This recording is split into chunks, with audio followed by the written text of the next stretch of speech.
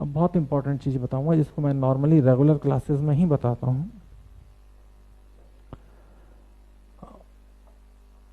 मैं शुरुआत करता हूं, तीनों तरफ के मीडियम अलग अलग हो तो μ1 लेफ्ट, μ2 लेंस का और μ3 राइट। ऐसा कोई भी सवाल मेरे हिसाब से नीट में या मेंस तक में नहीं आता है, तो ये एडवांस का सीधे कंसेप्ट है। ठीक है, इसको इसी से हम आगे बढ़ते हैं और लेंस मेकर फार्मूला प्रूफ करते हैं। तो फिलहाल मैं इसको डिस्कस यहाँ नहीं करूँगा क्योंकि सीधे सिर्फ एडवांस के ही काम आएगा, लेकिन हाँ मैं फिर भी चाहूँगा क्या एक तो ये फार्मूला काम का है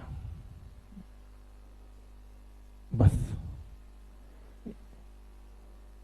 ठीक है, μ3 बाई एफ, F2 भी नहीं एफ बस, μ2 minus μ1 by R1 plus μ3 minus μ2 by R2।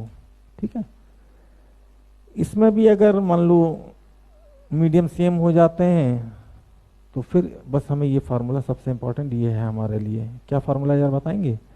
1 by F बराबर mu relative minus 1 into 1 by R1 minus 1 by R2।